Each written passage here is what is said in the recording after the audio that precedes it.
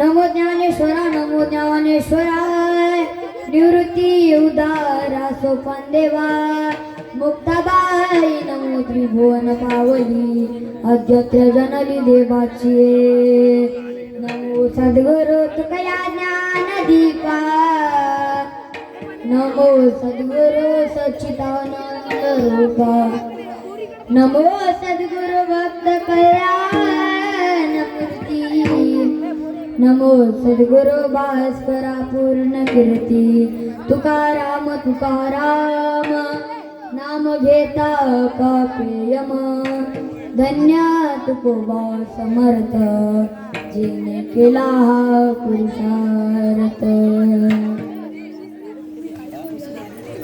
मनोजवं मारुततुल्य वेगम् जितेन्द्रियं बुद्धिमतां वरिष्ठम्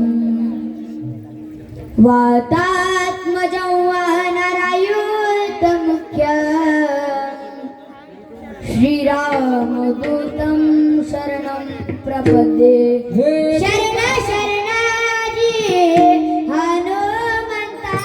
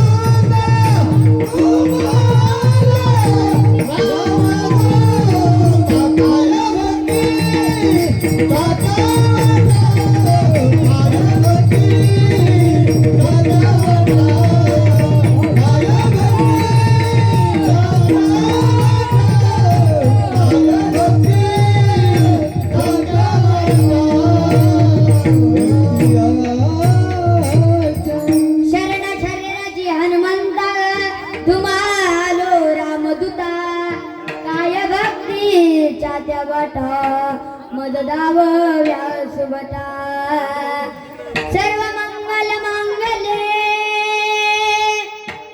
शिवे सर्वार्थ साधिके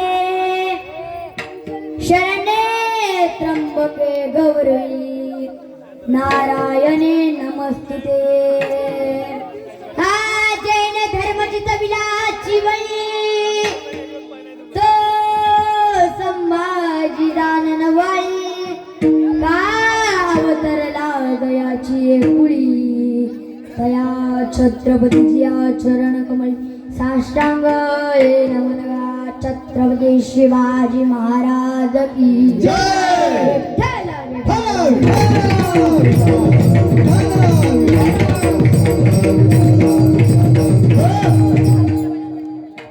प्रस्तुत प्राप्त प्रसंगी कीर्तन रूपी सेवेकरता निवडलेला अभंग श्री संत श्रीमंत पैठण निवासी शांती ब्रह्म एकनाथ महाराज यांचा उत्कृष्ट असा 4 चरणाचा सेवेकरता निवडलेला अभंग विठ्ठला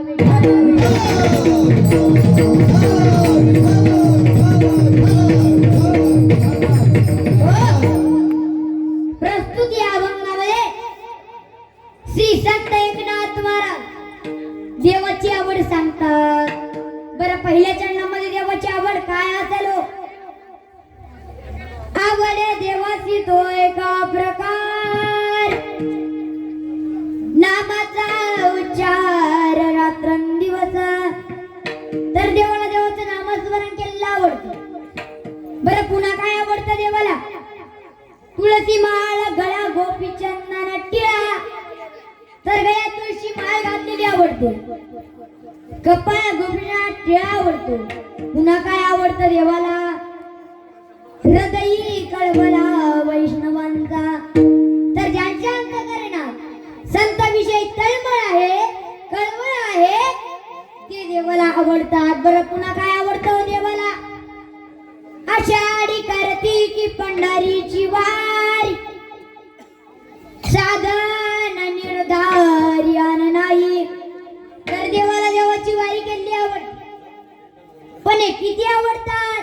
एकनाथ महाराज शेवटच्या चरणात सांगतात, एका जनार्दनी आईचा ज्यांचा नेम तो देवा परम पूज्य जगी. तुळसी माळ गळा गोपी चंदन टिळा हृदय कळबळा वैष्णवांचा वेडाला वेडा.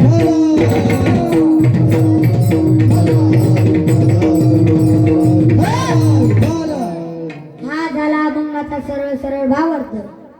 पुन्हा कोणी म्हणाल की एवढं एवढं त्यांना अभंग बी सोडलं नाही. आता ज्यांना उठून जायचं त्यांनी आताच जा. कारण की चालू कीर्तनात मी कोणाला उठू देत नसतो.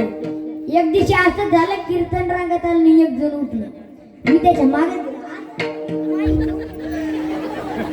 ते म्हणला इकडं कुठं, मी म्हणलं तू इकडं कुठं, वाई मांडपात विठाला विठाला.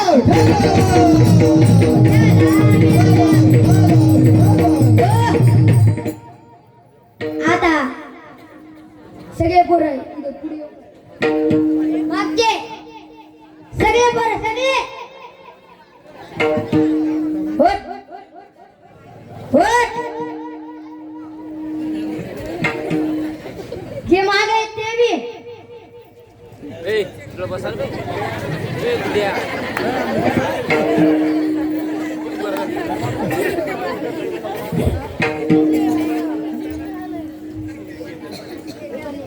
आता फक्त कीर्तन संपेपर्यंत बोलू ना. वेळाला वेळाला वेळा.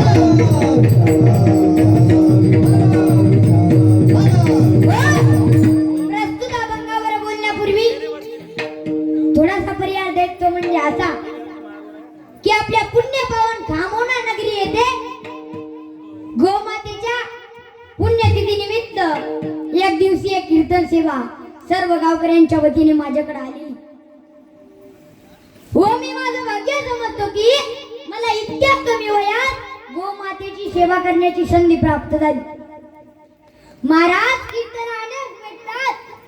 पण असं कीर्तन भेटायला भाग्यच लागतं आणि ते भाग्य तुम्ही गावकऱ्यांनी माझ्या पदरात टाकलं म्हणून मी सर्व गावकऱ्यांचे मनापासून आभार मानतो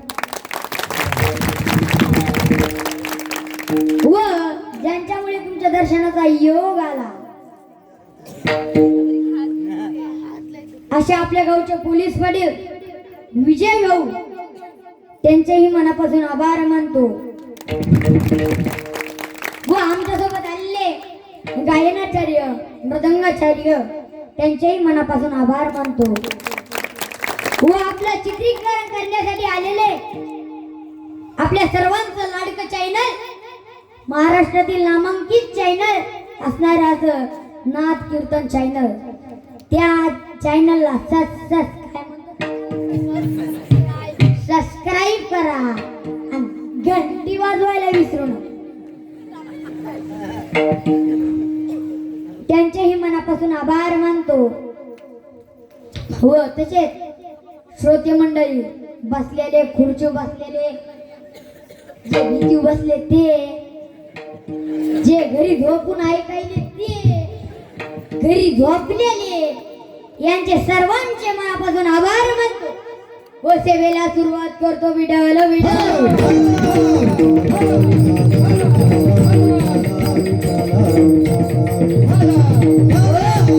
महाराज मी माग पाहिलो तुमच्या हात काय घडी हाताची घडी काय बाहेर निघाली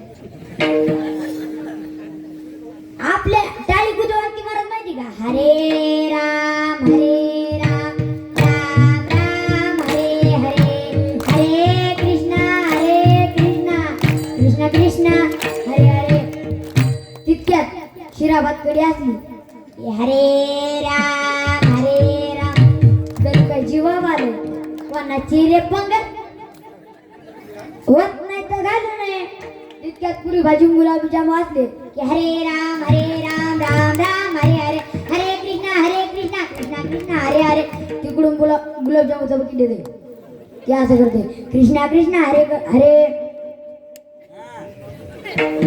ते गुलाबजामुन मध्ये एक एक वाडे सांगितले टाक ना ते वापची ग मग कृष्णा कृष्ण हरे हरे तिथं आपली टाळी वाजली महाराज इथं आपली टाळी वाजवायला पाहिजे महापाप राशी त्याची होय वेळी विठ्ठल नामे टाळी वाजविता इथं टाळी वाजली पाहिजे इथं नाचलं पाहिजे नाचू कीर्तनाचे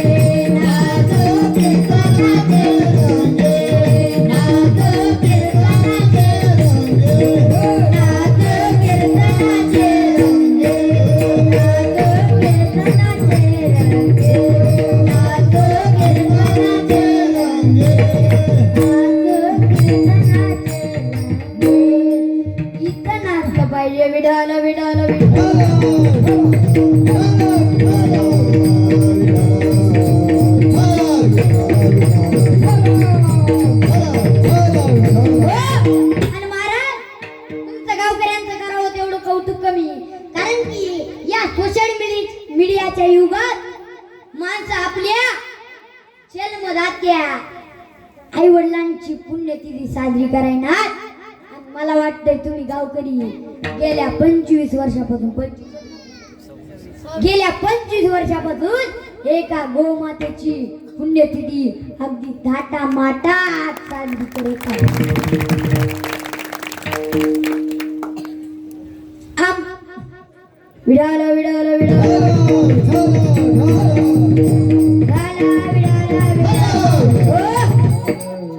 साजरी करत आहे महाराज आता विठाला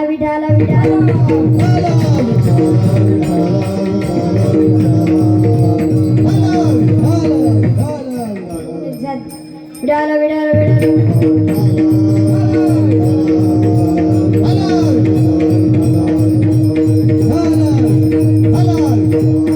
विडाला विडाला विडाला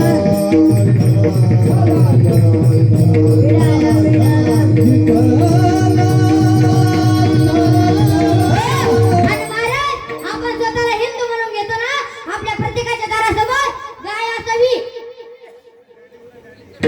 हा महाराज विशेष म्हणजे सांगण्याच्या दारात असावी म्हणजे कोणाच्या तर आमच्या कोणाच्या आमच्या महाराज नाही तर आम्ही सांगतो आई वडिलांना सांभाळा आई वडिलांना सांभाळा आमचेच आई वडील कुठं त्या आश्रमात तुम्हाला तरी कसं फरक पडन बरं महाराज आमच्या घरी पहिले 2-3 गायी राहायच्या पण मध्ये वडिलांनी गाड्या घेतल्या म्हणून गायी राहिल्या नव्हत्या पण मी वडिलांकडे हट्ट धरला आणि गाय घ्यायला लावली आता महाराज माझ्या घरी जर गाय नसती तर मला तुम्हाला सांगता आलं नसतं की गाय सांभाळा म्हणून हा महाराज माफी मागून एक वाक्य बोलतो की आतापर्यंत या कार्यक्रमासाठी कुणाचीही कीर्तन घेतली असतील पण पुढच्या वर्षीपासून एक नियम करा की ज्या महाराजाच्या घरी गाय आहे त्याच महाराजाचं कीर्तन घ्या कारण की हा कार्यक्रम गोमातेचा आहे विडाला विडाला तर प्रत्येकाच्या घरात गाय असावी कारण की गायीचं महत्व हिंदू धर्मात हे खूप मोठं आहे इथे गायीला केवळ प्राणी न मानता 33 कोटी देवतांचे निवासस्थान आणि किंवा कल्याणाचे प्रतीक मानले जाते व ती गाय आपल्याला दूध दही ताक तूप लोणी असे इत्यादी पदार्थ तिच्यापासून आपल्याला मिळतात महाराज रोज सकाळी उठल्या उठल्या आपल्या लेकराला 1 ग्लास गाय दूध द्या गाईचं म्हणतो आम्ही एक जणांना म्हणलं आपल्या लेकराला रोज सकाळी दूध द्या महाराज ते गेलो दुकानात अशा पिशव्या धरल्या जसं काय उंदर कानाला धरून आले ते दूध नाही महाराज त्या लेकराला गाईचं दूध द्या आणि तुम्ही आणि पा ज्या लेकरांना गाईचं दूध आहे ते लेकर कधीच आजारी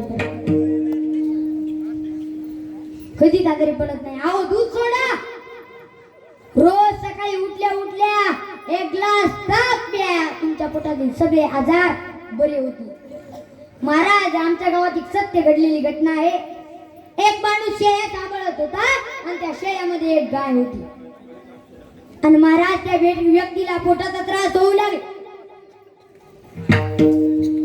डॉक्टरांनी सांगितलं की तुमचा लिव्हरचा प्रॉब्लेम आहे पैसे खूप लागू शकतात हे परत गावाकडे आली कारण की यांची परिस्थिती गरीब होती महाराज तो माणूस निराश झाला त्याचा मित्र त्याच्याकडे आला म्हणाला का निराश बसला रे त्यावेळेस ह्यानं दवाखान्यात घडलेली सगळी घटना मित्राला सांगितली मित्र म्हणाला काही टेन्शन घेऊ नको तुझ्याकडे गाय आहे ना तू रोज सकाळी उठल्या उठल्या 1 कप गाईचं गोमूत्र पी तुझ्या पोटातील सगळे विकार नष्ट होतील तो म्हणाला तुला कसं काय माहित तो मित्र म्हणाला मी एका कीर्तनात ऐकलं होतं महाराज त्या व्यक्तीने श्रद्धा ठेवली गोमातेवर विश्वास ठेवला आणि रोज सकाळी 1 कप गोमूत्र प्यायला लागला महाराज तो माणूस 8 दिवसात एकदम क्लिअर झाला तो माणूस आमच्या गावात ठणठणीत चालतोय 25 शेळ्या सांभाळतोय दादांना ही गोष्ट नाही ही सत्य घडलेली घटना आहे म्हणून गाय सांभाळ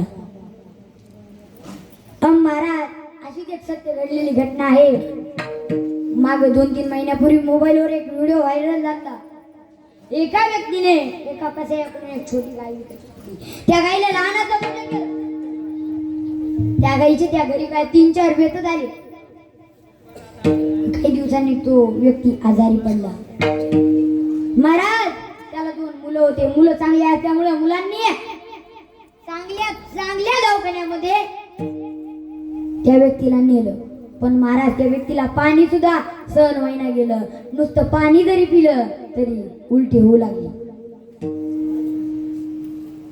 महाराज ज्या वेळेस मी हा व्हिडिओ अक्षरशः पाहिला त्यावेळेस माझ्या डोळ्यात पाणी आलं डॉक्टरांनी त्या व्यक्तीला घरी घेऊन जा म्हणून सांगितलं घरी आल्यावर महाराज त्या व्यक्तीला पाणी सुद्धा पचन व्हायला गेलं, पण पहा चमत्कार, त्या मुलांनी त्या व्यक्तीला एक कप गाईचं दूध प्यायला दिलं. महाराज ते दूध त्या व्यक्तीला पचन होऊ लागलं. महाराज तो व्यक्ती नुसत्या दुधावर 4 वर्ष जगला. मग आपल्या लक्षात येईल, आपण एखाद्या गाईला जीव लावला तर ती गाय आपल्यासाठी काय करू शकते. आणि महाराज त्या गाईनं दुसरं बछडं न देता त्याला 4 वर्ष दूध दिलं आणि 4 वर्षानंतर तो व्यक्ती मरण पावला आणि गायनं दुसऱ्या दिवशी दूध देणं बंद केलं. दादानो ही गोष्ट नाही, ही सत्य घडलेली घटना आहे, म्हणून गाय सांभाळ. मी तुम्हाला गायीचे अनेक फायदे सांगतो. ज्यांच्या घरी गाय असते त्या घरचे सर्व वास्तू दोष नष्ट होतात. महाराज गायीची रोज पूजा केली तर 33 कोटी देवतांची पूजा केल्याचं फळ प्राप्त होत. महाराज गोमाता कामधेनू आहे, ती व्यक्तीच्या मनातील भाव ओळखून व्यक्तीच्या इच्छा व मनोकामना पूर्ण करते. जर आपलं एखादं काम पूर्ण होत नसेल, काही अडथळे येत असतील तर गाईला पोळी खायला द्यावी व तिच्या कानात आपली इच्छा सांगावी. तुमचं नक्कीच काम पूर्ण होईल. महाराज गाईची रोज पूजा केल्यावर लक्ष्मीची कृपा आपल्यावर होते आणि आपली आर्थिक स्थिती सुधारते. अमावस्याच्या दिवशी गाईला गूळ पोळी व हिरवा चारा खाऊ घातल्यास आपल्या मागचे सर्व पितृदोष नष्ट होतात आणि नवग्रहांची शांती होते. गाईच्या पाठीवर सूर्यकेतू नाडी असते. गाईच्या पाठीवर रोज हात फिरवल्यानंतर आपले सगळे रोग बरे होतात आणि आपल्या मागचे दारिद्र्य संपते. तुम्हाला जर नवीन घर जर बांधायचं असेल तर त्या जागेवर काही दिवस गाय बांधा. गाय बांधल्यावर त्या जागेवरचे सगळे दोष दूर होतात. कारण की ज्या ठिकाणी गाय बसून आराम करते त्या ठिकाणी कोणती वाईट शक्ती प्रवेश करत नाही. आणि महाराज गायीच्या गळ्यात घंटी अवश्य बांधावी. कारण की गायीच्या गळ्यात घंटी बांधल्यावर गायीची आरती होते व गायीच्या शरीरात असलेल्या 33 कोटी देवतांची आरती केल्याचं पुण्य प्राप्त होतं. महाराज गायीच्या शेणात माता लक्ष्मीचं वास्तव्य असतं आणि गायीच्या गोमूत्रात गंगा मातेचं वास्तव्य असतं. जो व्यक्ती गायीची तन मन धनाने सेवा करतो ते मृत्यूनंतर वैतरणी नदी पार करण्यासाठी गायीची शेपूट पकडून जातात आणि नरकालाही पार करून जातात. जो व्यक्ती गायीची सेवा करतो त्याचा कधी अकाली अपघाती मृत्यू होत नाही. म्हणून गाय सांभाळा. मी एक कौरकही सांगू शकतो, पण मागच्यांना झोप लावा, कारण त्यांना विनोद ऐकायची सवय लागलेली आहे. विनोदाची कथा गोडवाटे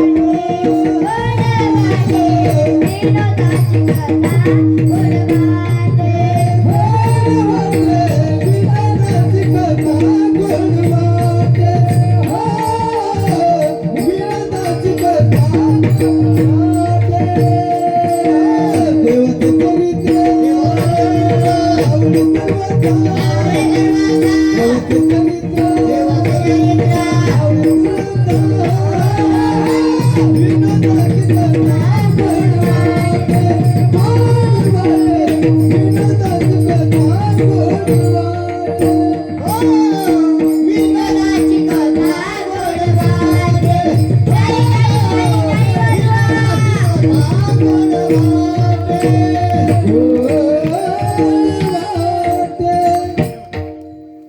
महाराज मी एक कौरकही सांगू शकतो, पण मागच्यांना झोप लागल, कारण की त्यांना विनोद ऐकायची सवय लागलेली आहे. महाराज आतापर्यंत बोललो गोमातेवर, आता आपण ओळू आपल्या अभंगाकडे. विडाला विडाला विडाला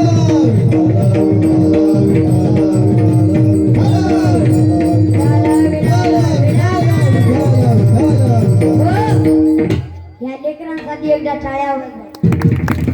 तू म्हणता लेकरांसाठी का टाळ्या वाजल्या, तर ते त्याचा त्याग करून इथं आले. वा. आता जेवढेही मुलं घरी असतील त्यांच्या हातात 100% मोबाईल असतात. आपल्या लेकराच्या हातात मोबाईल देऊन तर एखादा ग्रंथ द्या, ज्ञानेश्वरी द्या किंवा हरिपाठ द्या. आणि महाराज मी कीर्तन सांगायला उभा राहिलो म्हणजे मी कोणत्या संस्थेत गेलो, मी कोणत्या महाराजाकडे गेलो तर नाही महाराज. दुसरी पासून माझ्या हातात ज्ञानेश्वरी आहे, म्हणजे वयाच्या 7व्या वर्षापासून माझ्या हातात ज्ञानेश्वरी आहे आणि आई वडिलांचं मार्गदर्शन आहे आणि माझे आई वडीलच माझे गुरु आहे.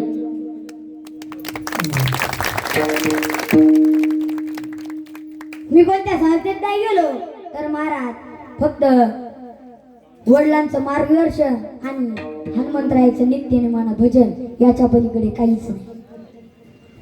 म्हणून आपले लेकरं परमार्थाकडे आणा.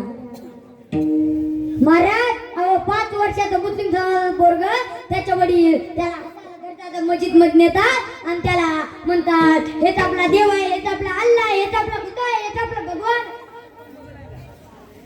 महाराज मला कोण्या समाजाला नाही नाव नाही ठेवायचं, उलट मला त्यांचं कौतुक वाटतं की ते त्यांच्या मुलाला त्यांचा धर्म शिकवतात. ते महाराज मग आपल्या लेकराला आपला धर्म शिकवायची लाज वाटत असेल का?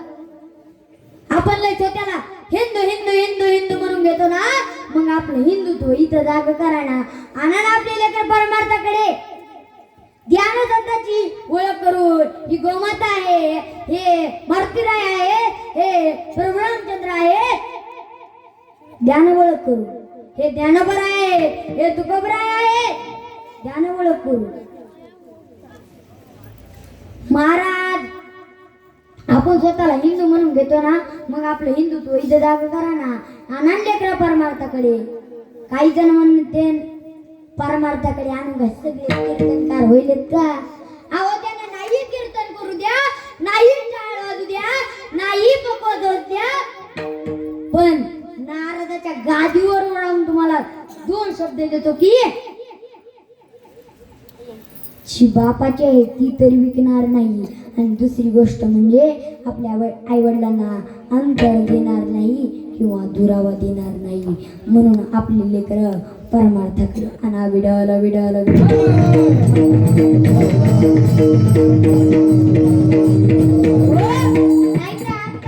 मोबाईल मध्ये झाले.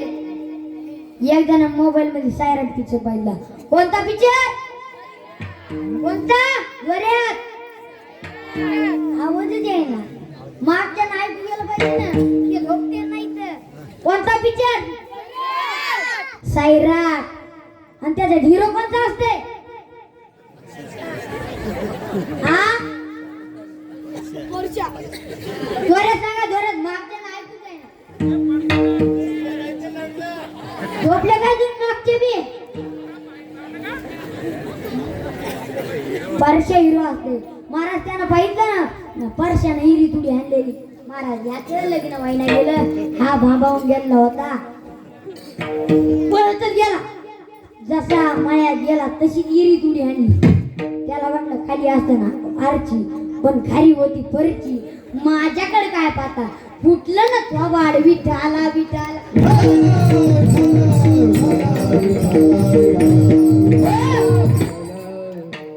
महाराज एक मुलगा हातात होता, मोबाईल पाहिजे, स्वप्न पाहिजे. मी म्हणतो स्वप्न पहा, पण त्या स्वप्नाच्या पडीचा अभ्यास करा, कष्ट करा. महाराज हा मुलगा कष्ट करायचा नाही, काम करायचं नाही, नुसता मित्रांसोबत हिंडायचा आणि मोबाईल पाहायचा, स्वप्न पाहायचं. त्याच्या मित्राने काय केलं, एक शोरूम गाडी घेतली, त्याला फोन लावला. अरे शोरूम गाडी घेतली, चल आपण आणायचो. महाराज ते गेले, त्यानं पाहिजे ना साया दिलेल्या, कंपनीवाले मला वडा कपडा, कपडा असते ना वडा कपडा. महाराज त्याच्या डोक्यात एक आपल्याला गाडी घ्यायची. महाराज तू म्हणला मी जातो होता घरी. मित्र म्हणला कशाला जातो घरी, दिवसभर परेशान झाली, जेवण झाले, झोपी देत. महाराज ते झोपले आणि याला स्वप्न पाहिजे नाद. याच्या स्वप्न झालं आपण गाडी होती, शोरूम मध्ये गेलो. कंपनीवाले मदत करा साहेब, लगेच मित्राच्या पाठीवर. मित्र म्हणाला ग बसणार रे, आता कंपनीवाले म्हणाले धरायचे मित्र म्हणला गप न रे. आता कंपनीवाले म्हणाले वडा कपडा. जसं त्यानं मित्राचं शर्ट धरलंय खांद्यापर्यंत मित्र जसा उठला एक लाथ घातली त्या कोपऱ्यात जाऊन पडला. विठाला विठाला म्हणून आपले लेकर परमार्थाकडे आणा आणि आवडतं व्हायचं तर देवाच व्हा नाही तर संतच व्हा. नाही तर काही काय म्हणताले म्हणतात मी लय या समाजाला काय. पण त्याला हे माहित नसतं की ज्या जगद्गुरु तुकोबरायांनी स्वतःच्या संसाराची राख रांगोळी केली, वावरात देवाचं भजन केलं, नेहमी या जगाच्या कल्याणाचा विचार केला. हा त्या जगद्गुरु तुकोबरायांचा ज्ञानोबरायांचा नाही झाला तर आपला काय होईल. आणि महाराज आपण किती चांगलं काम करू द्या हा समाज 100% गुण कुणालाच देत नाही. हा समाज आपल्या कायम 40% विरोधातच राहणार. मी तर म्हणतो 40% नाहीये 100% राहू द्या. फक्त देवानं आपला तिरस्कार केला नाही. करू द्या समाधान तिरस्कार. हा समाज तिरस्कारच करत असतो आणि तुम्ही समाजाचा तिरस्कार करतो देव त्यांचं कल्याणच करतो. आणि समाजाचा उद्या करतो देव त्यांचा ठिकाणाच करतो. तुम्ही मागचा इतिहास पहा.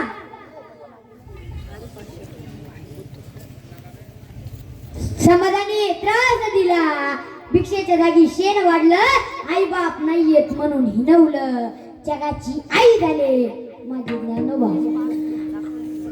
अहो लोकांनी गाथा पाण्यात बुडवला, जगद्गुरु झाले माझे तुकोबा. अहो जवळच्या त्रास दिला व छत्रपती झाले माझे शिवबा. म्हणून या समाजाचा विचार करायचा नाही. मारा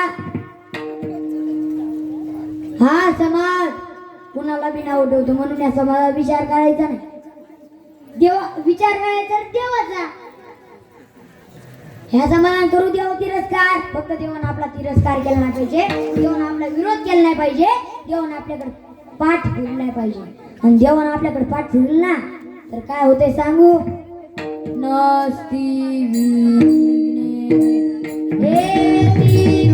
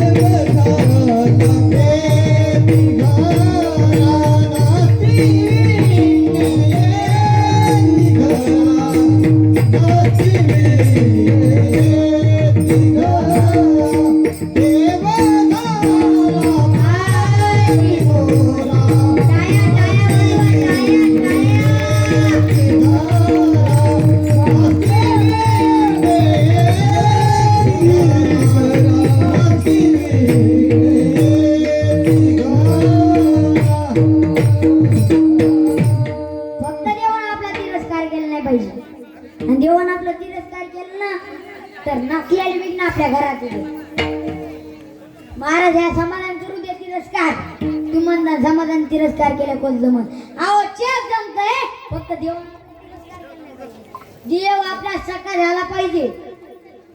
देव जर सका झाला ना तू म्हणता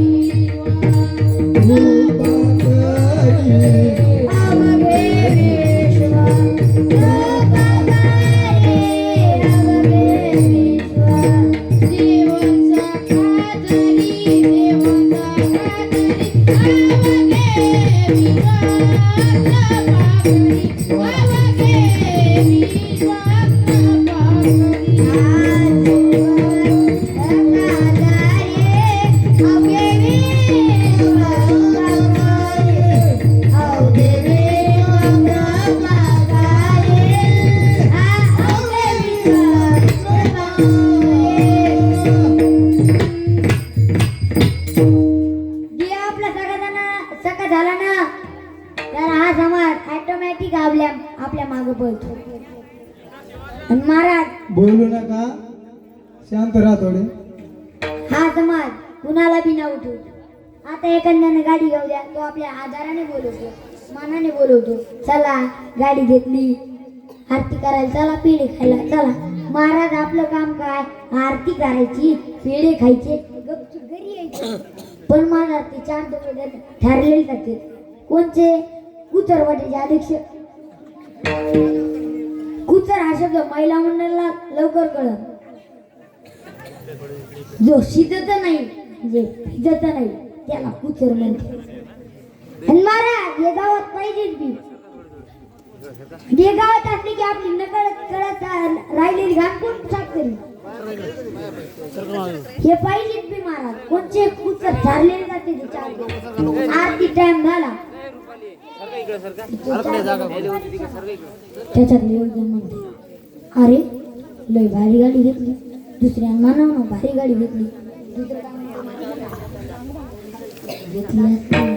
अरे हप्त्या घेऊ का सप्त्या घेऊ, त्याच्यानं घडली नाही म्हणणं. आरती कर, पेढे खाय, गपचीप घरी जाई ना. विडाला विडाला विडाला. महाराज आपलं काम काय? आरती करायची, पेढे खायचे, गपचीप घरी यायचं. पण महाराज काही माणसाला पुढचं बोलायला द्यायचं वाद.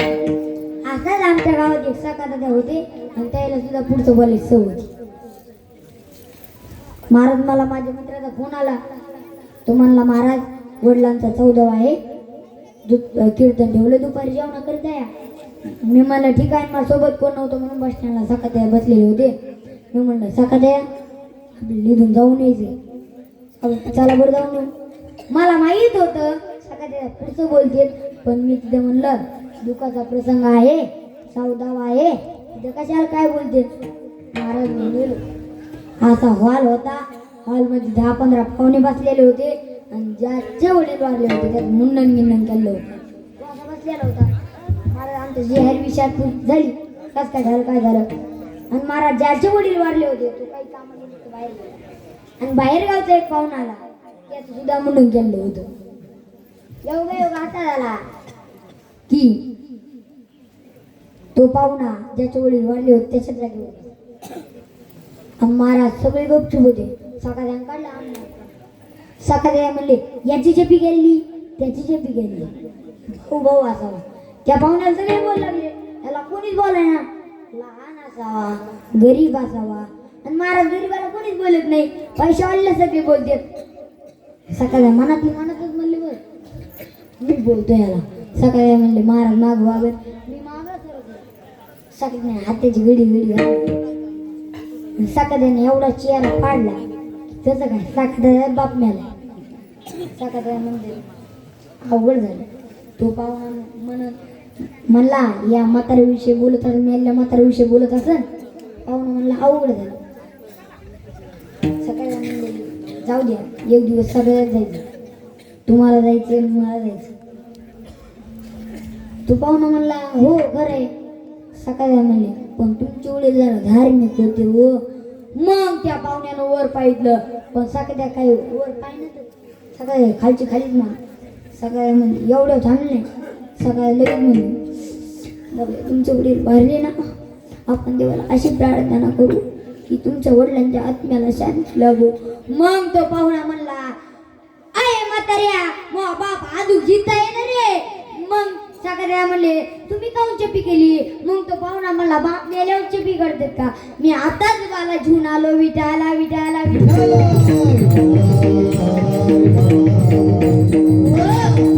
मी आता दुसऱ्या दिवशी कीर्तन लावू लागलो. सकाळच्या बसलेली थोडं विको कमी करा बरं त्या माईकचं. थोडं विको कमी करा त्या माईकचं. मित्र म्हणाला, माझा मित्र म्हणाला मी म्हणलं त्यांचे आवाज ना इतका दगड देतो, पण त्याला नग विटाला विटाला.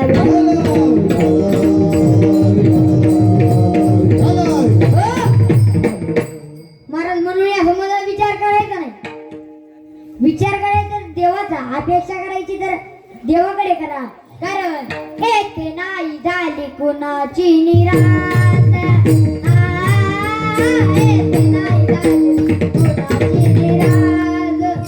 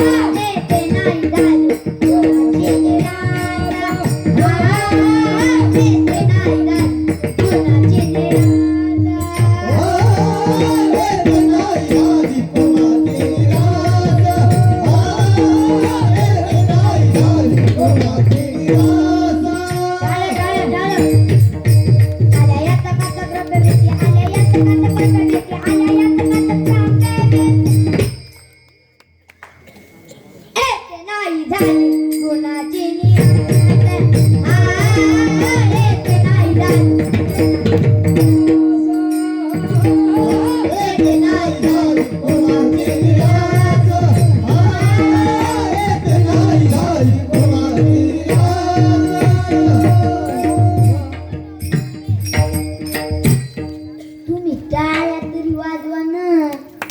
का कौतुकच नसते. मी असंच एका गावात कीर्तनला गेलो. म्हणणार चांगले होते, वाजणार चांगले होते, माईक चांगली होती. आजच्या वाणी महाराज म्या म्हणून तांदूळ कीर्तन केलं. कीर्तन चांगलं आणि गप्पा मारत बसलो. मागं दोघं निघाले. त्याच्यातलं एक जण म्हणते, अरे आज एवढंच महाराज आहे. म्हणलं तांदूळ कीर्तन केलं. दुसरं केलं. दुसरं काय म्हणते महाराज माहिती नाही. माहिती का? फुकट खाल्लेलं कुठे गिरवी. असे असते महाराज. काही काय माणसाला कौतुकच नसते. तुम्हाला नाही तर कौतुक मग वाजवा ना टाळ्या. तुम्ही टाळ्या वाजवा. विठाला विठाला विठाला. महाराज म्हणल्यावर टाळ्या वाजवायला तुम्ही. आता प्रमाण झालं की टाळी वाजवा. प्रमाण झालं लय टाळी सुरू करायची. पण सगळं होतं बरं. आपलं प्रमाण काय होतं? हे ते नाही झाली कुणाची निराश आले याचं कसं कृपेविषयी. कारण याची कुणाची निराश होत नाही. अपेक्षा करायची तर देवाकडे करा. कारण की या समाजाला आपण गौरव का वाढतो जोपर्यंत आपण या समाजाला 4-2 रुपये खर्च करतो तोपर्यंत आपलं बरं चाललं तोपर्यंत. कारण हा समाज सुखाचा सत्य आहे. जन हे सुखाचे दिल्या गे तल्याचे अंत हे काळीचे नाही कोणी. हा समाज आपल्याला अंतकाळी काम येणार नाही तर आपल्याला अंतकाळी कोण काम येणार आहे?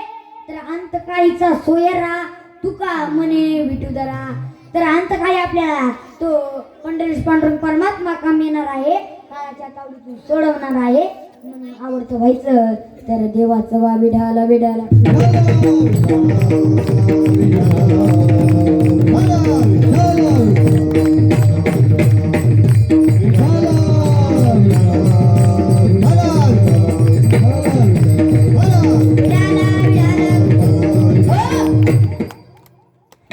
आवडतं व्हायचं तर देवाचं वा. तुम्ही म्हणतात कसं व्हायचं? देवाचं आवडतं तर सोपं आहे.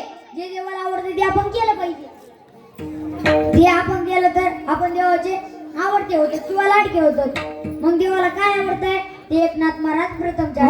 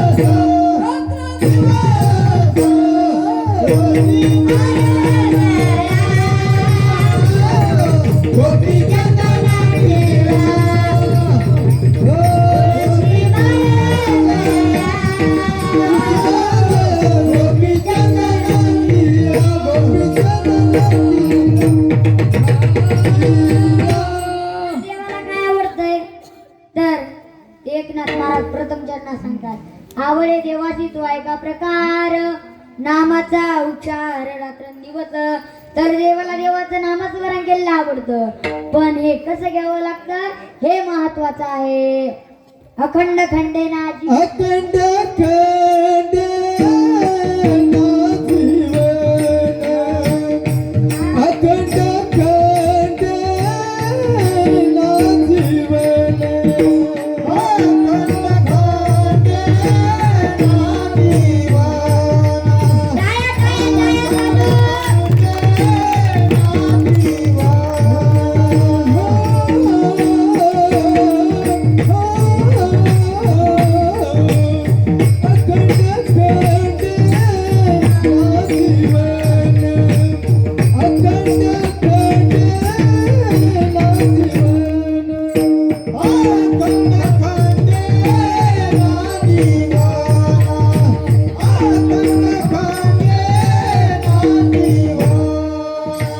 टाळ्या, टाळ्या,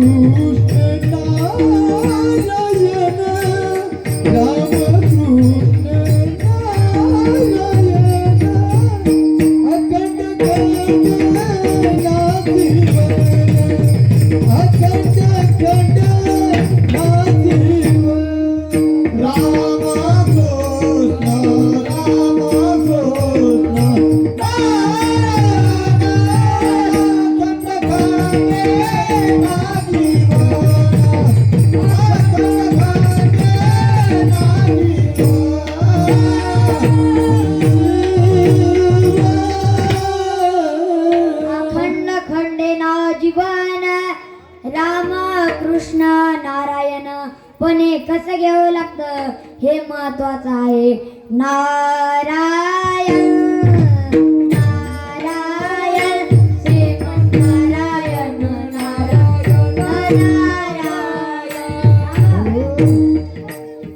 सर्वांनी हातावरती घ्या एकटा सुराव दे सर्वांनी हातावरती घ्या सर्वांनी आणि जागेवर डोला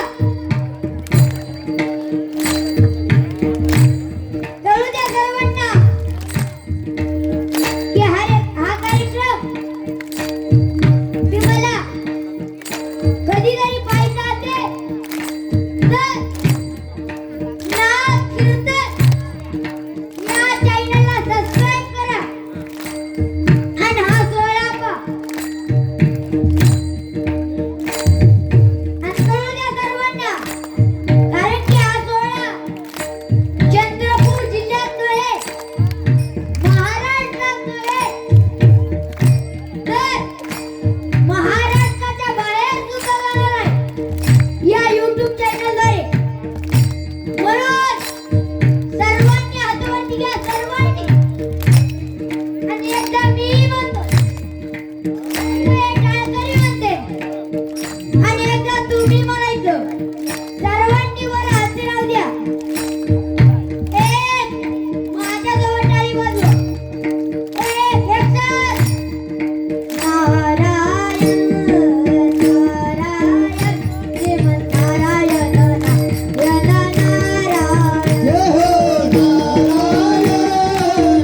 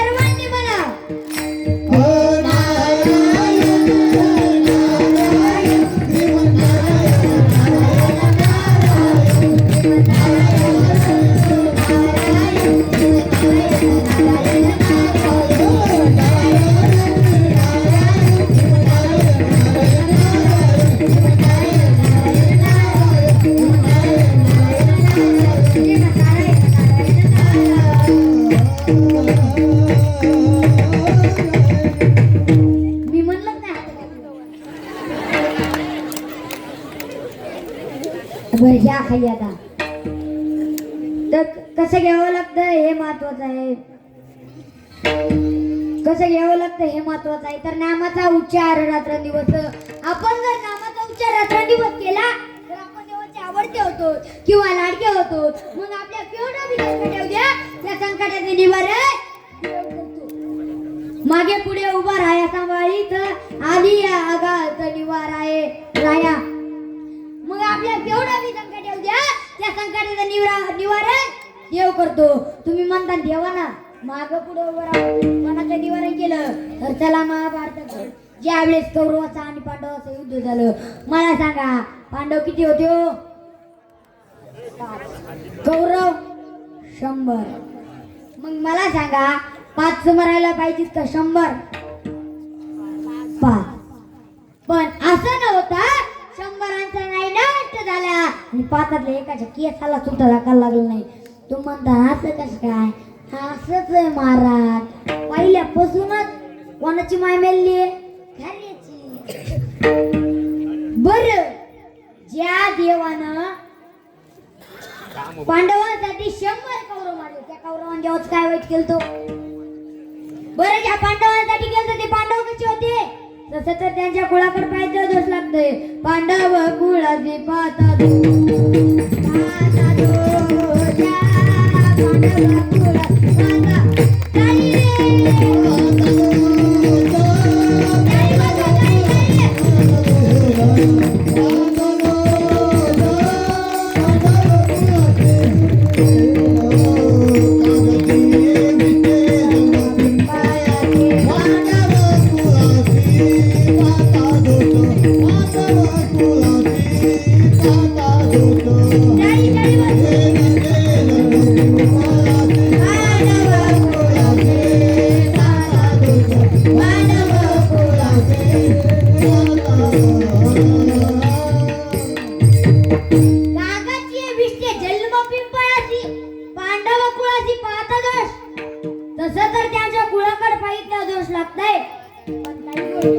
पटवून देण्याकरता काही गोष्टी सांगाव्यात लागतात. जसं केवढाही कीर्तन करा ना, गोपाळांच्या चोऱ्या सांगितल्याशिवाय कालेच कीर्तन सुरू होत नाही. बरं मला सांगा, चोरी करणं चांगलं आहे का वाईट आहे? तरी त्या सांगाव्यात लागतात, कारण की त्यांनी देवाला धरून कार्य केलेलं असतं. त्यांनी देवाला धरून कार्य केलेलं असतं. आम्हाला विडाला विडाला विडाला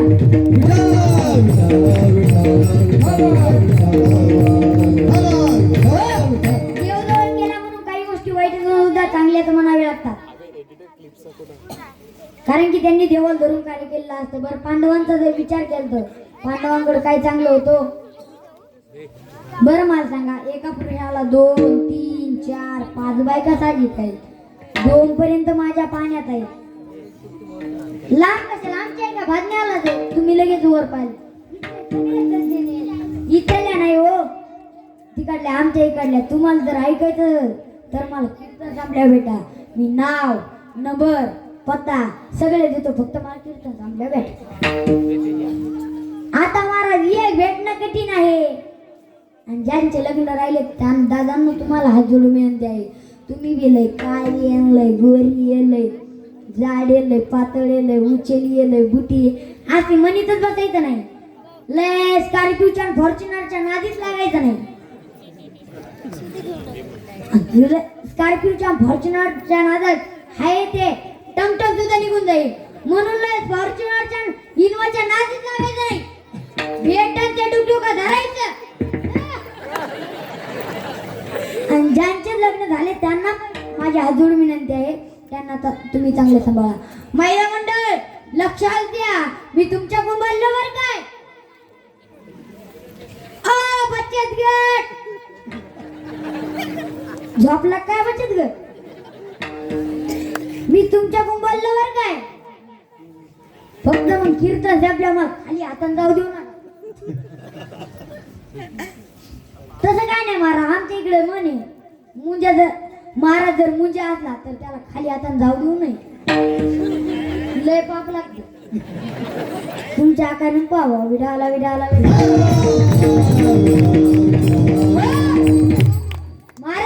तसं तर गडी माणसाने बाई माणसोबत कधीच वाद घालू नये किंवा भांडण करू नये. एकदा असं झालं, एका गावी सप्ताह करून 36 वर्ष झाले आणि एका व्यक्तीचं लग्न होऊन सुद्धा 36 वर्ष झाले. म्हणजे सत्याची स्थापना आणि लग्न एके दिवशी होते. महाराज त्या गावचा असा नियम होता की सत्य कीर्तन आणि नवला भोजन. अख्खं गाव कीर्तन लिहायचं, पण हा पट्ट्या 36 वर्षात एकदा सुद्धा कीर्तन नाही. त्याची पत्नी परमार्थिक असल्यामुळे त्याच्या पत्नीनं हट्ट धरला आणि महाराज आग्रह केल्यामुळे हा पट्ट्या आता कीर्तनला. आणि त्या योग असा झाला की त्या दिवशी त्या महाराजांनी त्यांच्या कीर्तनात सांगितलं की बाई माणसाच्या अंगात किती नखरे असतात? 36. महाराज त्या पट्ट्यानं आखं कीर्तन सोडलं, 36 नखरे होऊनच घरी आला. हा गडी नखऱ्याचाच होता म्हणून नखरे येऊनच घरी आला. घरी येऊन आपल्या लग्नाला 36 वर्ष झाले आणि महाराज म्हणले बाई माणसाच्या अंगात 36 नखरे असतात. तू ह्या 36 वर्षात या 36 नखऱ्यातला एकतर नखरा दाखवायचा, कुठं झुले दाखव. महाराज त्याची पत्नी वैतागून गेली आणि त्या महाराजाकडे गेली आणि म्हणाली, काय हो महाराज, तुम्ही काय सांगून तुला? तुम्ही म्हणले की बाई माणसाच्या अंगात 36 नखरे असतात. माझ्या मालकाने मला त्रास दिला, वैताग दिलाय. एक तर नखर दाखव, एक तर नखर दाखव. महाराज महाराज ती महाराज म्हणले, असं होय, काय टेन्शन घेऊ नका माऊ, असं औषध देतो, याच्याची अकरातच गुन्हा करा का इकडे. आणि महाराज काय खान मंत्र दिला. त्याची पत्नी घरी आली आणि त्याला सकाळी सुरू आपल्या लग्नाला 36 वर्ष झाले आणि 36 वर्षाला एकतर नकळा दाखवायचा, कुठले दाखव, एकतर नकडे दाखव, एकतर नकडे दाखव. त्यावेळेस त्याची पत्नी त्याला म्हणाली की आपले शेतातले काम तसेच राहिले, तुम्ही जा, मी येते डबा घेऊन माग. तो म्हणाला, ठीक आहे, पण येताना एकतर नकडे घेऊन येते ग. ती म्हणाली, ठीक आहे. महाराज त्याच्या पत्नीनं मस्त असा बेत केला. बाजऱ्याची भाकर, आंबाड्याची भाजी, पाण्यात कोळंब घेतलं, भाकरी बांधल्या, निघाली शेताकडं. आणि शेता वाटेला अशी नदी होती आणि त्या नदीला 12 महिने पाणी राहायचं. त्याची पत्नी त्या नदीवर गेली, त्या नदीतले 2 मासे धरले, गेली शेताकडे. या पट्ट्याचा नांगर सुरू होता आणि महाराज त्याच्या पत्नीनं त्याच्या नांगरटीच्या तासात ते 2 मासे टाकले आणि त्याला आवाज दिला, वैवा ऐकता का? आपल्या नांगरटीत मासे निघालेत, मासे. तो म्हणला, पागल झाली काय? अशा वैशाखाच्या महिन्यात नांगरटीत कुठं मासे निघत असते होय? सर्जा राजा. त्यावेळेस तो म्हणाला, ती म्हणाली, हो खरंच तुमचा माझ्या भरोसा नाही का? मग त्यानं मागं पाहिजे, तुम्हाला खरंच की इकडं कोळंब टाकू दी पाण्यात. महाराज पाण्यात टाकले. तो म्हणला, काय आणलं जेवायला? ती म्हणली, आंबाड्याची भाजी, बाजरीची भाकर. तो म्हणला, कॅन्सल, जा घरी माशाची भाजी बनव. महाराज हा घडी काही माळकरी नव्हता. महाराज त्याची पत्नी निघाली, पण ह्या पाट्याच्या अंगातले काही नखरे गेलेच नव्हते. तो म्हणला, त्या नखऱ्याचं काय झालं? ती म्हणली, आणलेत पण घरी ठेवले. महाराज हा घरी या तुम्हाला दाखवते. महाराज हा पट्ट्या सायंकाळच्या टायमाला घरी आला. त्याचं येशी पशीच घर होतं. येशी मध्ये 5-25 माणसं बसलेले होते. तो आला, गोट्यात गेला, बैल बांधले, घरात आला. तो म्हणला, वाटभर जेवायला, सकाळपासून उपाशी पोरांना नांगर राहिलाय, वारभर जेवायला. मग महाराज आता खरी गमत आहे, आता लक्षात द्या. तिनं वाढली बाजऱ्याची भाकर, आंबाड्याची भाजी. हा गडी गरम होता. तो म्हणला, आणि ती बाजरीची भाकर आंबाड्याची भाजी पाहून लाल बंग झाला. तो म्हणाला की तू माशाची भाजी बनवणार म्हणून मी सकाळपासून उपाशी पटण नांगर आणला आणि तुम्हाला सकाळची बाजरीची भाकर आणि आंबाड्याची भाजी वाढली. त्याची पत्नी म्हणाली कोणते मासे? एक काल तुला तोडले. तो म्हणला मी माझ्या हाताने धरून तुझ्याकडे दिले. ती म्हणली केव्हा? महाराज खाली ओढली. त्याची पत्नी ओरडतच बाहेर आली आणि महाराज माणसाला काय पाहिजे असते? भांडणं, फक्त भांडणं. आता तिथे एखाद्याचे भांडणं लागाव त्याच्यातल्या 8 दिनी मी तरी तिकडे भांडणं करतात म्हणजे चालू राहते कीर्तन. आपण तिकडे जाऊ. महाराज भांडणं पाहिजे. लगेच 5-25 माणसं गोळा झाली आणि त्याच्यातले वयस्कर बाप म्हणाले का आणतात रे बायकोला, का आणतात पोरीला? तो म्हणाला मी सकाळी नांगरत असताना नांगरटीत मासे निघले आणि हिला म्हणलं माशाची भाजी बनव आणि माझ्या हाताने धरून मी हिच्याकडे दिले आणि हिला म्हणलं माशाची भाजी बनव. आता ही म्हणाली केव्हा कोणचे मासे? त्यावेळेस ते वयस्कर बाबा म्हणाले नशीब तू की बाई तुझ्यापाशी आतापर्यंत नांदली भाग्याचं जमाय आणि अशा वैशाखाच्या महिन्यात आणि नांगरटीत कुठं मासे निघत असते तोय. हा विनाकारण बायकोला हाणतोय. पारे पुरव्याचा आकार असा हाणलाय महाराज. कणिक तिंबावा असा तिंबला बारूला तिरुळाच करून टाकला. आता पूर्वेकडे पायचा पत्ते असा गांगुलीकडे पायचा आणि हिंगोलीकडे बारूला तिरुळाच करून टाकला. आता चंद्रपूरकडे पायचा सोलापूरकडे असा बारूला तिरुळाच करून टाकला. शेवटी त्याची बायकोच मागायला गेली. जाऊ द्या सोडा, शेवटी माझा नवराच आहे. सोडलं महाराज. हाताला धरलं. ती म्हणली वाढू काय जेवायला? जे आता ते वाट उपाशी पोटानं सकाळपासून नांगर आणलाय आणि घरी आल्यावर जेवण म्हणलं तर गावकऱ्यांनी अंगाचा पार कुळकुळा करून टाकलाय. वाढ माय जे असं ते वाढ. महाराज आता घरी गमते लक्षात द्या. मग तिने वाढली माशाची भाजी. मग तो म्हणला मासे कुठून आणले मासे? ती म्हणली आपले नांगर टिकले. मग तो म्हणला मग अशीच का नाही वाढले? मग ती म्हणली तुम्हीच मला 3 दिवस झाला वैताग दिलता. तुम्हीच म्हण लागले एक तरी नका तो हजार एक नकरा अजून 35 शिल्लक आहे दाखवायचे का? तो म्हणला ग माय मी उद्या उठतो आणि पंढरपूरला जातो. विठाला विठाल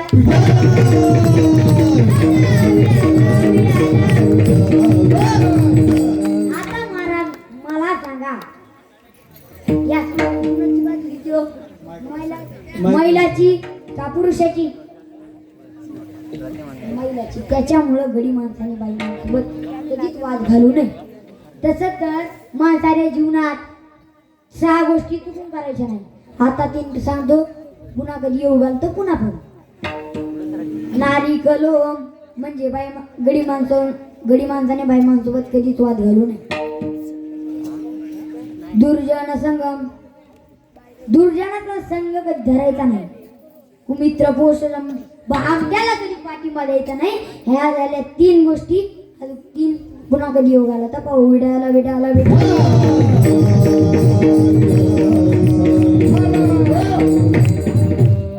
आपण कुठून उठगलतो? तुम्ही म्हणता तू गेलेलाच मिळ नाही राहिल्याला काय सांगा? हा एका जणाला तर 16,000 बायका 16,008 बायका होत्या. कोणाला होते? कोणाला? कोणाला? श्रीकृष्णाला. एका नंतर 80,000 बायका होत्या. कोणाला होत्या? कोणाला? त्याला एक प्रमाण आहे.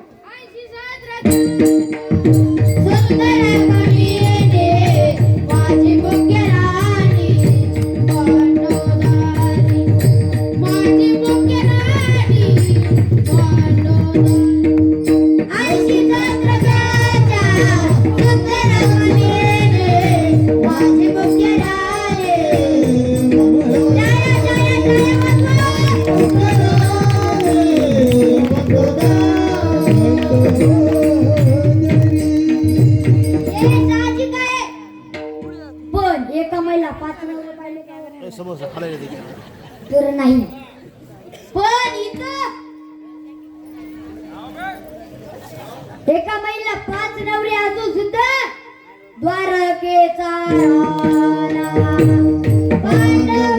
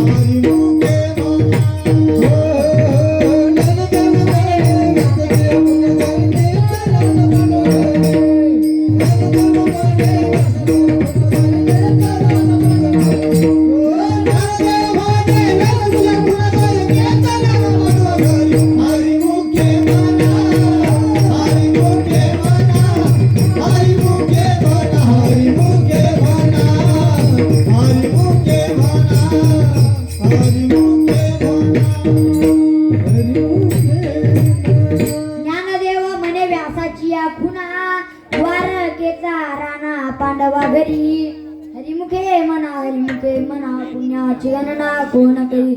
बरं याच्या पुढे जर जाऊन सांगायचं झालं तर आपल्या इकडं लग्नाच्या आधी मुलं होतात का लग्नाच्या नंतर? तर लग्नाच्या नंतर. पण इथं पांडवाच्या मातेला लग्नाच्या आधी एक मुलगा होता. कुंती सांगती देवाला कुंती सांगती देवाला कर्ण पांडवर पहिला कर्ण पांडवर पहिला कुंती सांगती देवाला कुंती सांगती देवाला कर्ण पांडवर पहिला कर्ण पांडवर पहिला धरिले बाळ सोडून दिले यमुनाचे सोडून दिले यमुनाचे नाही बदलाने झाकीला नाही बदलाने झाकीला कर्ण पांडवर पहिला कुंती सांगती देवाला कर्ण पांडवर पहिला कुंती सांगती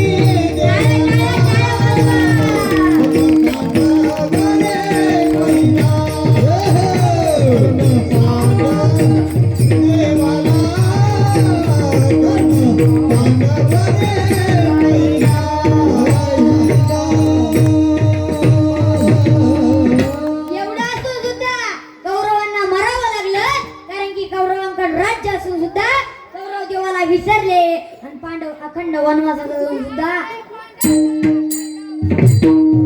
पांडव अखंड वनवासी पांडव अखंड वनवासी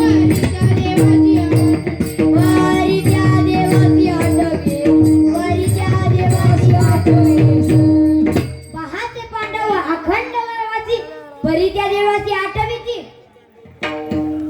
एवढंच सुद्धा कौरवांना मरावं लागलं कारण की कौरव देवाला विसरले आणि पांडव अखंड वनवास सुद्धा एक क्षणभर सुद्धा देवाला विसरले नाही आणि नामस्मरण ही देवाची पहिली आवड आहे. आवड आहे देवाची, तो ऐका प्रकार नामाचा उच्चार रात्रंदिवस.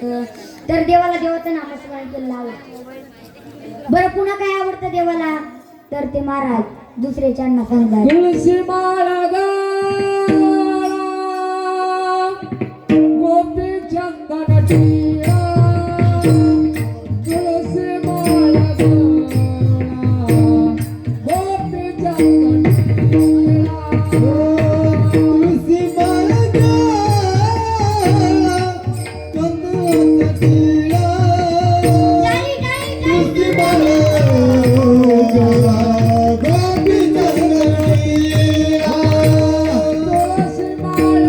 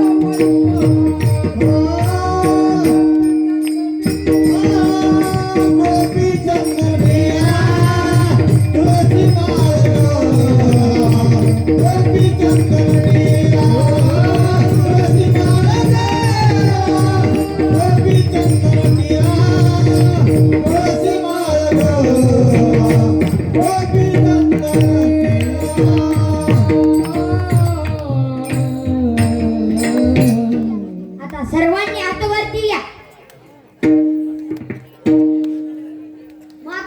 मागचे विसरायला बरं.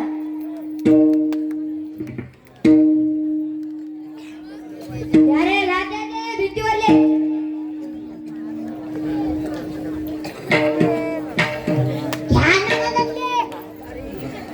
आणि प्रेमानं भजन करा. विठोबा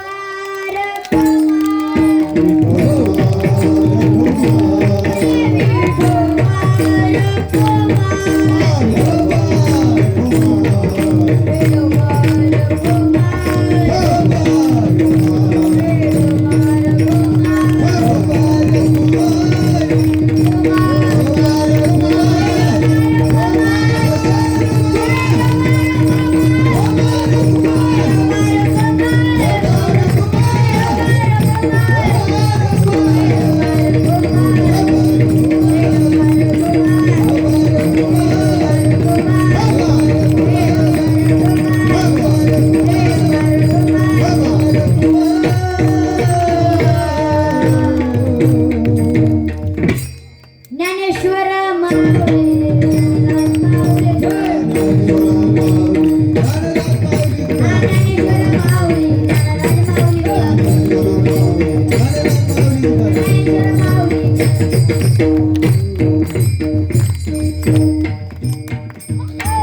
महाराज प्रत्येक कीर्तनात आईवडिलांविषयी 10 मिनिटं बोलतो. आज मी वडिलांविषयी बोलणार आहे. बाप रागावतो, धमकावतो, तो वाईट आहे असं नाही. त्याला फक्त एकच वाटतं की जे माझ्या जीवनात दिवस आलेत ना ते माझ्या लेकराच्या जीवनात नको. ते माझ्या जीवनात संकट आला, संकट आली, ते माझ्या लेकराच्या जीवनात नको. तुमचा पगार मिळावा म्हणून तो नातं जोडीत नसतो, काही अपेक्षा नसते. उलट आयुष्यभर कमवलेली संपत्ती एक क्षणात मुलाच्या नावावर करून जातो. एकाएकी केला मिराशीचा धनी. बाप जरा जरा हसतो नाटावानी, पण बाहेरून कठोर, हात मात्र गोड पाणी, तो म्हणजे बाप. आणि बापाचा आतला गोडवा जर जाणून घ्यायचा असेल तर आपण एक उदाहरण पाहू. लक्ष देऊन ऐका. कुटुंबात एक मुलगा आणि एक मुलगी होती. मुलाचं वय 20 ते 22, मुलीचं वय 16 ते 17 आणि होऊन ती गोष्ट होते. एक कुलता एक मुलगा मरण पावतो, त्याचा पूर्ण अंतविधी होतो. मध्ये 4-7 महिने जातात. यावेळेस ती एकुलती एक मुलगी आई वडील जेवायला बसल्यावर ती आई त्या मुलीच्या बापाला म्हणते, वैव ऐकता का, आपली ताई मोठी झाली आहे, आपल्याला आपल्या ताईचं लग्न करावं लागेल. एवढं ऐकताच त्या बापात हातात राहतो, तोंडातला घात तोंडात राहतो. त्याच्या डोळ्याला टचकन पाणी येतं आणि त्याच्या डोळ्यासमोर एकाच दृश्य उभा राहतं की माझी ताई मला उद्या सोडून जाणार. आणि दुसऱ्या दिवशी पासून स्थळ पाहायला सुरुवात करतो. स्थळ पाहत असताना एकदा नाही, माझ्या ताईनं दोनदा नाही तर 10 वेळेस विचार करतो की ज्या घरात माझी ताई द्यायची आहे ते घर चांगलं असेल का, त्या घरातील माणसं चांगली असतील का, त्या घरात माझ्या ताईला त्रास तरी नाही. याचा 10 वेळेस विचार करतो आणि नंतर तुमचं लग्न ठरवतो. मग माझ्या ताईनो, तुम्हाला माझा प्रश्न आहे, एवढा बाप जर आपल्या एवढा जीव लावित असेल तर तुम्ही का कोणाच्या खोट्या प्रेमाला बळी पडता? आपला बाप आपल्या आयुष्यात फक्त 3 वेळेस रडतो. पहिल्यांदा कधी रडत असेल ना, ज्या वेळेस त्याच्या मुलीचं लग्न व्हावं, लग्नाची तारीख आली सगळे पाहुणे राहुणे आपापल्या घरी जाते. त्यावेळेस रूम बंद करून, लाईट बंद करून बाप ढसा रडतो आणि त्याची मुलगी त्याच्यापाशी येते ना म्हणते, बाबा तुम्ही काय रडताय? मी उद्या जाणार म्हणून रडताय का रडताय? त्यावेळेस तो बाप म्हणतो, हो रे ताई, उद्या तू गेल्यावर मला कोण विचारणार की बाबा तुम्ही जेवले का, बाबा तुम्ही जेवले का, बाबा तुम्ही आले का, मला कोण विचारणार? आणि इथे हा बाप पहिल्यांदा रडतो. आपला बाप दुसऱ्यांदा कधी रडत होते ना, ज्यावेळेस त्याच्या बरोबरीचा मुलगा त्याला उलट सुलट बोलत असेल, अरे तुरीची भाषा करीत असेल, तर तो बाप दुसऱ्यांदा रडतो. म्हणून माझ्या ताई दादांना तुम्हाला हात जोडून विनंती आहे की आपल्या ईश्वरासारख्या बापाचं मन दुखल अशी तुम्ही कधी भाषा करू नका. कारण की आपल्या ईश्वरासारख्या बापाच्या अंतकरणात आपल्या आयुष्यात किती गोड वाचतो सांगू तुम्हाला. एका कवीने खूप गोड वर्णन केलं.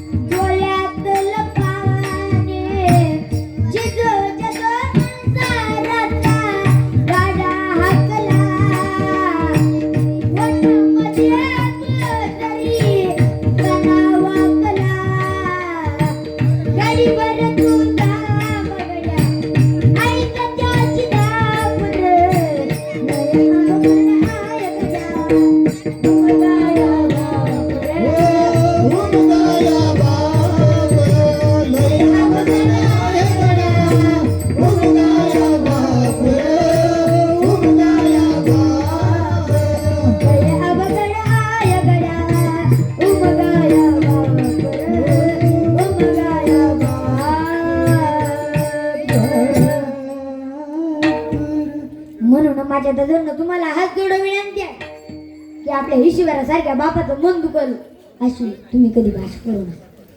येथे हा बाप दुसऱ्यांदा रडतो आणि आपला बाप तिसऱ्यांदा कधी रडत असेल ना, ज्या वेळेस त्याच्या मुलीचं लग्न व्हावा आणि मुलगी सासरवानी गावी ये, तुम्ही 2 मिनिटासाठी सर्वजण डोळे बंद, हा तो प्रसंग डोळ्यासमोर आणा. मुलगी एकाच्या पाया पडत जशी जशी जवळ येते तसं त्या बापाच्या अंतकरणाला पाझर फुटतो, त्याचे डोळे पाणवतात व तो बाप हुंदगे द्यायला सुरुवात करतो.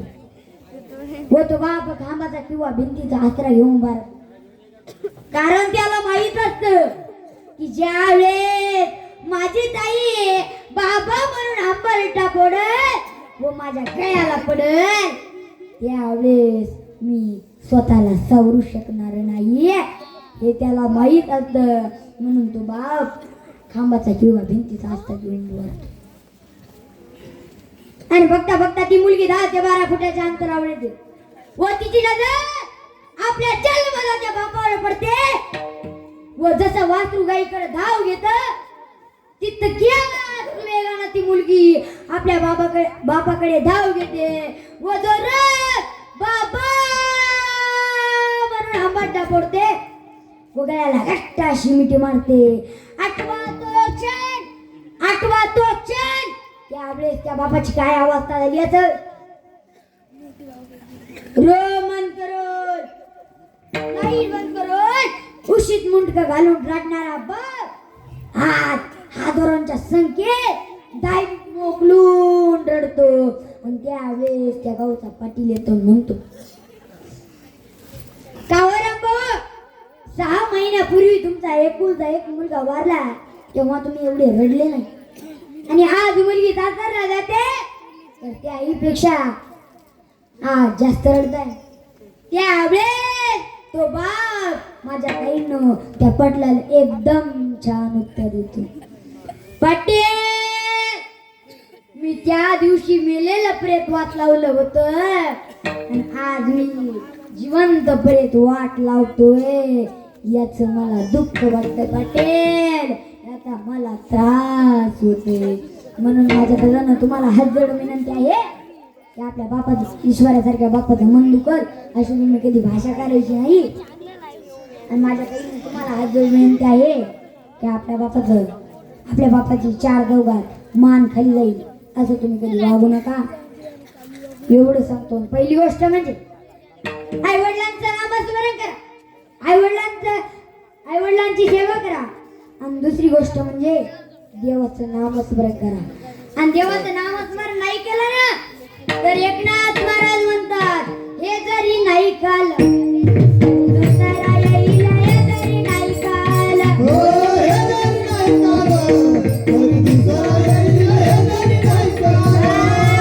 रस्त्याच्या वटीपा मला बांधून नेईल तर रस्त्याच्या वटीपा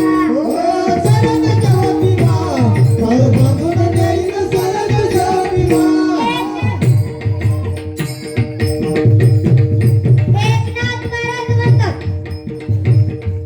देवाचं नाव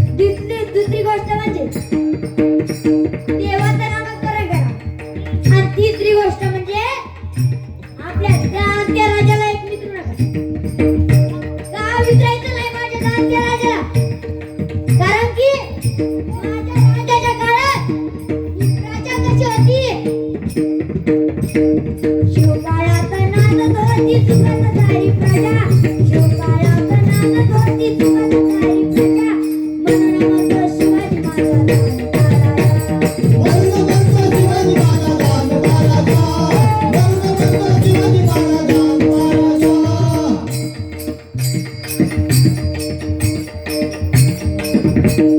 शिवरा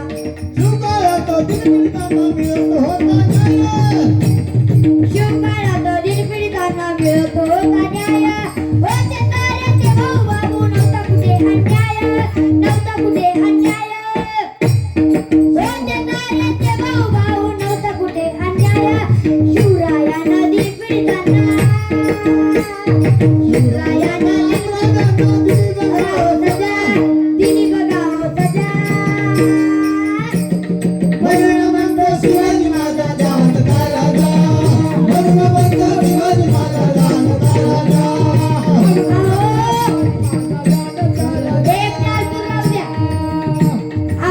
माझ्या राजाचं वय 16 वर्ष आणि 16व्या वर्षी जिजाऊ वैतागाच्या दर्शनाला शिवाजी महाराज गेले आणि महाराज दर्शनाला गेले आणि जिजाऊ वैतागावर अशी इच्छा केली अशी इच्छा मागितली हे शिवराय हे स्वराज्य आपल्या हातात आलं पाहिजे दिलं वचन महाकाय बा वचन पूर्ण करे दिलं वचन महाकाय बा वचन पूर्ण करे बाई महाराज शोभा राजा ग बसला घोड्यावर बसला घोड्यावर बाई शोभा ग बसला घोड्यावर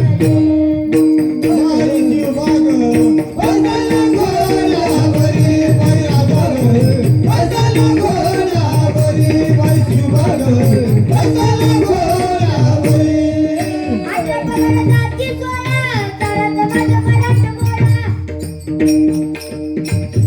आजला पगडताची सोळा तरत माझं मराठ मोळ स्वराज्यावर ठेवून डोळा एका जागी केलाय गोळ हा प्रथम पहिला शिर तुकवला जिजाऊच्या नावावर प्रथम पहिला शिर तुकवला जिजाऊच्या नावावर बाई माझा ग शोभा राजा ग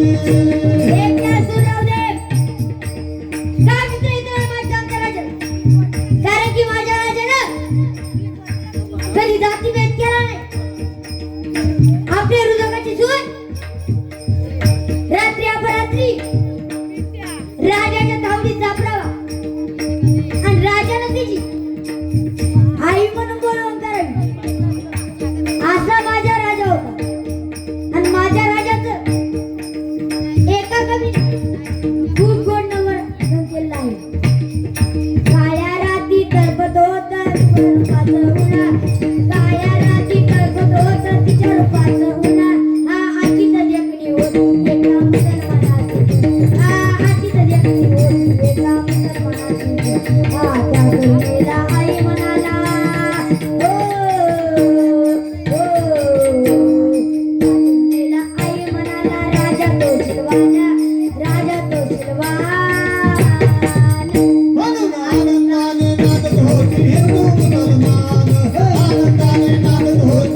हा बांधित होता मंदिर तेथेच बांधित होता मस्जिद बांधित होता मंदिर तेथेच बांधित होता मस्जिद अचानक राजा पुतळ्यासमोर झुकते अर्जुन चिर अचानक राजा पुतळ्यासमोर झुकते अर्जुन मान झुकते अर्जुन मान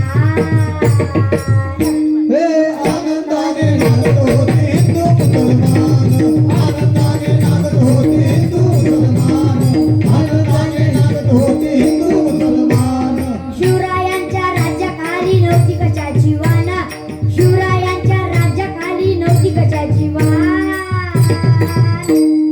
आनंदाने नाचत होती हिंदू मुसलमान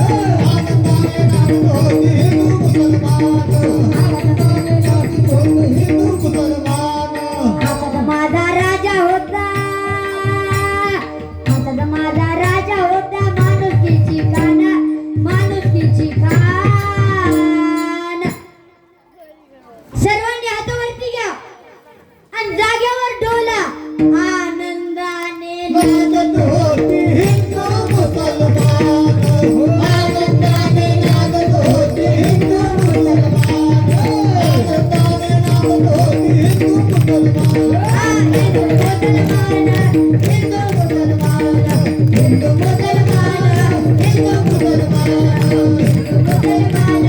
हिंदू मुसलमान,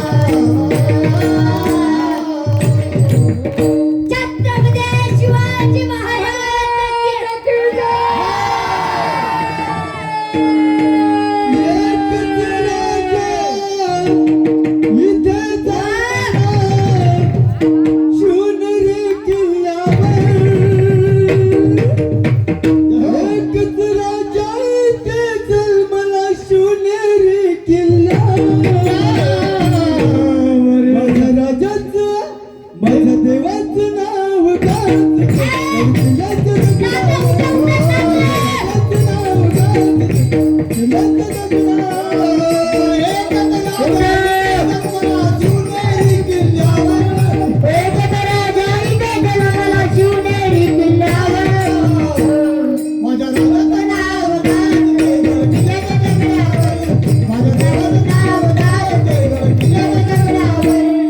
छत्रपती शिवाजी महाराज की भवानी जय जय जय जय जय भवानी